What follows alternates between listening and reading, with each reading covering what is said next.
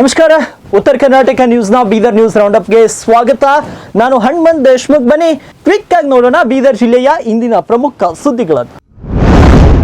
ರಾಜ್ಯ ಕಾಂಗ್ರೆಸ್ ಉಸ್ತುವಾರಿ ರಣದೀಪ್ ಸಿಂಗ್ ಸುರ್ಜೇವಾಲಾ ಅವರು ಶಾಸಕರು ಮತ್ತು ಸಚಿವರ ಜೊತೆ 1-to-1 ಮಾತುಕತೆ ಬೆನ್ನಲ್ಲೇ ಇದೀಗ ಸಿಎಂ ಸಿದ್ದರಾಮಯ್ಯ ಕಾಂಗ್ರೆಸ್ ಶಾಸಕರ ಜೊತೆಗೆ 4 ದಿನಗಳ ಸರಣಿ ಸಭೆ ನಡೆಯುತ್ತಿದ್ದು, ಈ ಮೂಲಕ ಶಾಸಕರ ಸಮಸ್ಯೆ ಪರಿಹಾರಕ್ಕೆ ಮುಂದಾಗಿದ್ದಾರೆ. ಶಾಸಕರೊಂದಿಗೆ ಸಭೆಯು ನಿನ್ನೆ ಪ್ರಾರಂಭವಾಗಿದ್ದು, ಇಂದು 2ನೇ ದಿನ ಬೀದರ್ ಜಿಲ್ಲೆಯ ಇಬ್ಬರು ಕಾಂಗ್ರೆಸ್ ಶಾಸಕರು ಹಾಗೂ ಜಿಲ್ಲಾ ಉಸ್ತುವಾರಿ ಸಚಿವ ಈಶ್ವರ್ ಖಂಡ್ರೆ ಹಾಗೂ ಸಚಿವ ರಹೀಂ ಖಾನ್ ಜೊತೆ ಜಿಲ್ಲೆಯ ಅಭಿವೃದ್ಧಿ ಕುರಿತಂತೆ ಸಮಾಲೋಚನೆಯನ್ನು ನಡೆಸಲಾಯಿತು. ಈ ವೇಳೆ ಮುಖ್ಯಮಂತ್ರಿಗಳ ಆರ್ಥಿಕ ಸಲಹೆಗಾರ ಬಸವರಾಜ ರಾಯರೆಡ್ಡಿ ಉಪಸ್ಥಿತರಿದ್ದರು.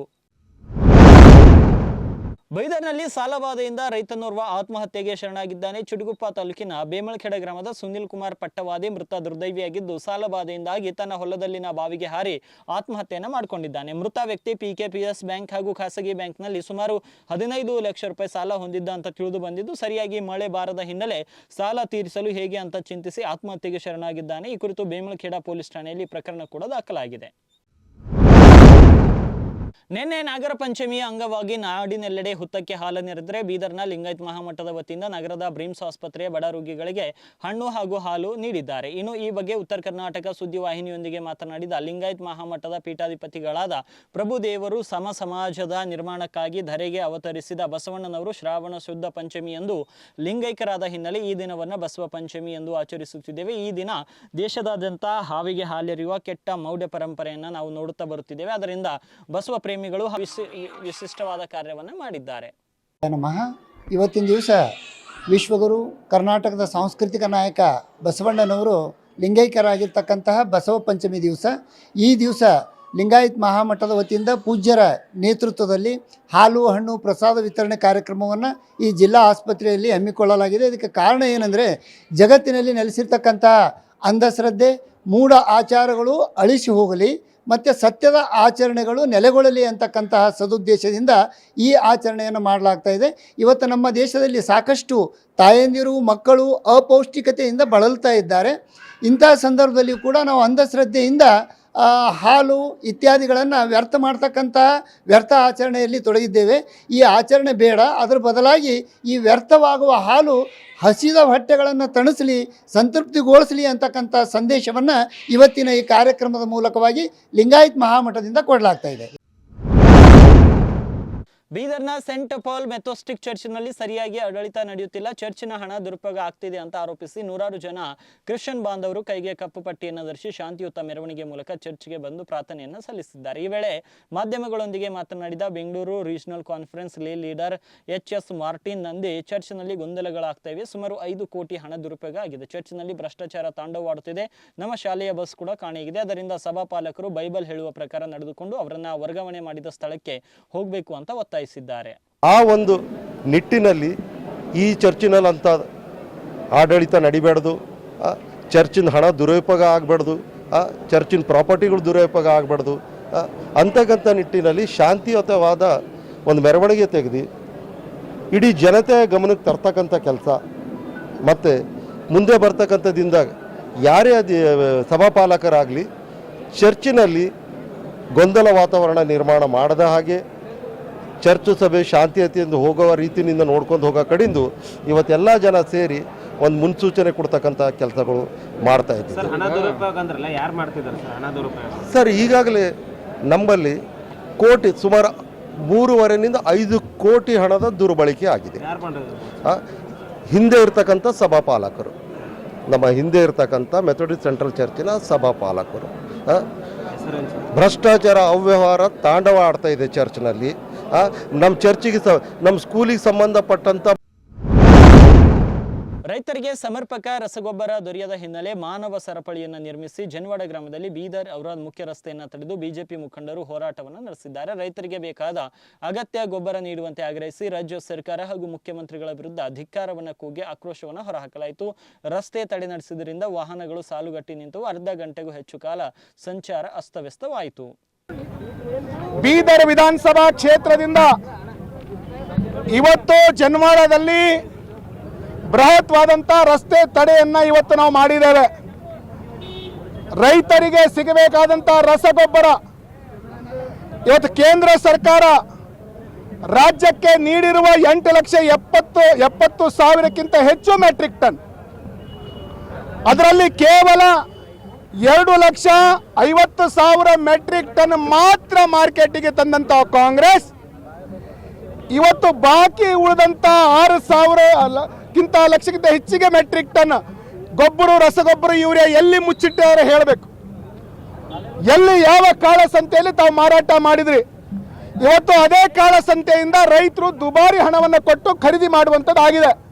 ಅದಕ್ಕೋಸ್ಕರ ಇದನ್ನು ವಿರೋಧ ಮಾಡಲಿಕ್ಕೆ ರಾಜ್ಯದಲ್ಲಿ ಪ್ರತಿಭಟನೆ ನಡೀತಾ ಇದೆ, ಇಲ್ಲಿಯೂ ಕೂಡ ಆಗಿದೆ. ನಾವು ಯಾವ ಕಾಳಸಂತೆಯಲ್ಲಿ, ಯಾಕಂದ್ರೆ ಇದಕ್ಕೆ ನೇರವಾಗಿ ಕೇಂದ್ರ ಸರ್ಕಾರ ಕೊಟ್ಟಿದೆ, ರಾಜ್ಯ ಸರ್ಕಾರ ಯಾವ ಸಂತೆಯಲ್ಲಿ ಮಾರಿದ ಮುಖ್ಯಮಂತ್ರಿಗಳು ಹೇಳಬೇಕು, ಯಾಕಂದ್ರೆ ಅವರೇ ಜವಾಬ್ದಾರು. ಅದು ಎಲ್ಲಿದೆ ಅದನ್ನು ವಾಪಸ್ ತಂದು ರೈತರಿಗೆ ಮುಟ್ಟಿಸುವಂತ ಕೆಲಸವನ್ನ ಪ್ರಾಮಾಣಿಕವಾಗಿ ಮುಖ್ಯಮಂತ್ರಿಗಳು ಮಾಡಬೇಕು ಅನ್ನುವಂತಹ ಬೇಡಿಕೆ ನಮ್ದಿದೆ. ಅಕಸ್ಮಾತ್ ನೀವಂತೂ ಏನು ಕೊಟ್ಟಿಲ್ಲ, ಆದರೆ ಕೇಂದ್ರ ಸರ್ಕಾರ ಕೊಟ್ಟಿದ್ದು ಮುಚ್ಚಿಡ್ತಾ ಇದ್ರಿ. ನೀವು ಇದನ್ನ ಮುಚ್ಚಿದ್ರೆ ಮುಂದಿನ ದಿನಮಾನಗಳಲ್ಲಿ ಅನ್ನದಾತರು ಹಿಡ್ಕೊಂಡು. ಸಮಾಜ ಕಲ್ಯಾಣ ಇಲಾಖೆಯ ವಸತಿ ನಿಲಯದಲ್ಲಿ ಮೂಲಭೂತ ಸೌಕರ್ಯ ಕೊರತೆ ಕುರಿತು ಉತ್ತರ ಕರ್ನಾಟಕ ಸುದ್ದಿ ವಾಹಿನಿಯಲ್ಲಿ ಸುದ್ದಿ ಬಿತ್ತರವಾಗ್ತಿದ್ದಂತೆ ಎಚ್ಚೆತ್ತುಕೊಂಡ ಅಧಿಕಾರಿಗಳು, ಸಮಾಜ ಕಲ್ಯಾಣ ಇಲಾಖೆ ಅಧಿಕಾರಿಗಳು ಸುದ್ದಿ ಬಿತ್ತರವಾದ ಒಂದೇ ದಿನಕ್ಕೆ ಹಾಸ್ಟೆಲ್ಗೆ ದೌಡಾಯಿಸಿದ್ದಾರೆ. ಹಾಸ್ಟೆಲ್ಗೆ ಭೇಟಿ ನೀಡಿ ಪರಿಶೀಲನೆ ನಡೆಸಿದ ಸಮಾಜ ಕಲ್ಯಾಣ ಇಲಾಖೆಯ ಸಹಾಯಕ ನಿರ್ದೇಶಕರು ಶಿಥಿಲಾವಸ್ಥೆಯಲ್ಲಿದ್ದ ಕಟ್ಟಡದಲ್ಲಿದ್ದ ವಿದ್ಯಾರ್ಥಿಗಳನ್ನು ಸ್ಥಳಾಂತರ ಮಾಡಿದ್ದಾರೆ. ಅದೇ ರೀತಿ ವಿದ್ಯಾರ್ಥಿಗಳಿಗೆ ಮೂಲಭೂತ ಸೌಕರ್ಯ ಒದಗಿಸುವಂತೆ ವಾರ್ಡನ್ಗೆ ಸೂಚನೆಯನ್ನು ನೀಡಿದ್ದಾರೆ.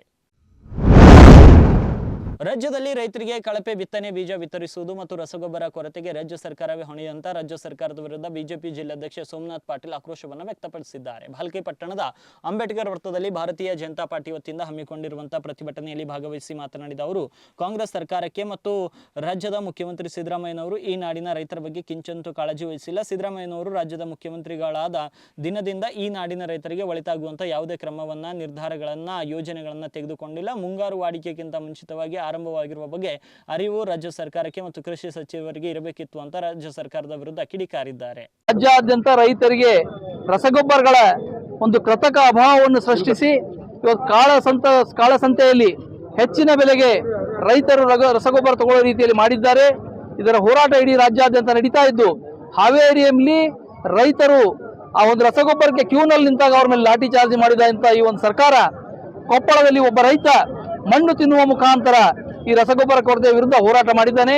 ಇಂಥ ಒಂದು ನೀಚ ಸರ್ಕಾರದ ವಿರುದ್ಧ ಇವತ್ತು ಭಾಲ್ಕಿ ನಗರದ ಅಂಬೇಡ್ಕರ್ ವೃತ್ತದಲ್ಲಿ ನಾವು ರಸ್ತೆ ತಡೆ ಪ್ರತಿಭಟನೆ, ಈ ಕ್ಷೇತ್ರದ ಮಾಜಿ ಶಾಸಕ ಸನ್ಮಾನ್ಯ ಶ್ರೀ ಪ್ರಕಾಶ್ ಖಂಡ್ರೇಜಿ ಅವರು, ನಮ್ಮ ಮಂಡಲ ಅಧ್ಯಕ್ಷರಾದ ವೀರಣ್ಣ ಕಾರ್ಬಾರಿ ಅವರು, ನಮ್ಮ ಮಾಜಿ ಅಧ್ಯಕ್ಷರಾದ ಶಿವರಾಜ್ ಗಂದಗೇಜಿ ಅವರು, ಹಾಗೂ ಇಲ್ಲಿರುವಂತಹ ನಮ್ಮ ಎಲ್ಲ ಪದಾಧಿಕಾರಿಗಳು ಹಾಗೂ ಜಿಲ್ಲಾ ಪದಾಧಿಕಾರಿ. ಪ್ರಜಾಪ್ರಭುತ್ವ ಗಟ್ಟಿಯಾಗಿ ನಿಂತುಕೊಳ್ಳುವಲ್ಲಿ ಪತ್ರಿಕೆಗಳ ಪಾತ್ರ ಬಹು ಮುಖ್ಯವಾಗಿದೆ ಅಂತ ಮಾಜಿ ಶಾಸಕ ಹಾಗೂ ಬಿಜೆಪಿ ಮುಖಂಡ ಪ್ರಕಾಶ್ ಖಂಡ್ರೆ ಹೇಳಿದರು. ಪಟ್ಟಣದ ಬಿಜೆಪಿ ಕಾರ್ಯಾಲಯದಲ್ಲಿ ಬುಧವಾರ ಆಯೋಜಿಸಿದ 2025ನೇ ಸಾಲಿನ ಪತ್ರಿಕಾ ದಿನಾಚರಣೆ ಕಾರ್ಯಕ್ರಮಕ್ಕೆ ಚಾಲನೆ ನೀಡಿ ಮಾತನಾಡಿದ ಅವರು, ಸ್ವತಂತ್ರ ಭಾರತದ ಪ್ರಜಾತಂತ್ರ ಗಟ್ಟಿಯಾಗಿರುವಲ್ಲಿ ಮಾಧ್ಯಮಗಳು ಸಹಕಾರಿಯಾಗಿವೆ. ನಾನು ಶಾಸಕನಾಗಿದ್ದ ಸಂದರ್ಭದಲ್ಲಿ ಪತ್ರಿಕೆಗಳು ಕಣ್ಣು ತೆರೆಸಿ ಅಭಿವೃದ್ಧಿ ಕಾರ್ಯಗಳಿಗೆ ಚುರುಕು ಮೂಡಿಸಿದ್ದು, ಪತ್ರಿಕೆಗಳು ಬರೆದ ವರದಿಗಳನ್ನು ನೋಡಿಯೇ ನಾನು ಕ್ಷೇತ್ರದ ಅಭಿವೃದ್ಧಿ ಕಾರ್ಯಗಳ ಮತ್ತು ಬೆಳವಣಿಗೆಗೆ ಸಹಕರಿಸಿದ್ದೆ ಎಂದರು. ಅದರ ಕಾಂಗ್ರೆಸ್ ಸೆಂಟರ್ ಪಾಯಿಂಟ್ ಭಾಲ್ಕಿ ಆಗ್ತಾ ಇದೆ. ಕಾಂಗ್ರೆಸ್ ಪವರ್ ಪಾಯಿಂಟ್ ಏನದ ಅರ್ಧಕೂಟ ಹೆಂಗ್ ಸೆಂಟರ್ ಪಾಯಿಂಟ್ ಇರ್ತದ, ಹಂಗ ಕಾಂಗ್ರೆಸ್ ಪೂರ ಏನದ ಮಜಬೂತ್ ಏನದ ಭಾಲ್ಕಿ ಆಗಲತ್ತದ. ಇದಕ್ಕೆ ನಾವೆಲ್ಲರೂ ಹೆಚ್ಚಿನ ಶ್ರಮ ಪಡಬೇಕಾಗಿದೆ, ಅದಕ್ಕೆ ವಿರೋಧ ಮಾಡಿಸಬೇಕ. ಹಾಗಾಗಿ ಇವತ್ತು ನಾವು ಪತ್ರಕರ್ತನ ಬಹಳ ದೊಡ್ಡ ನಮಗೇನ ಸಹಕಾರ ಇದೆ.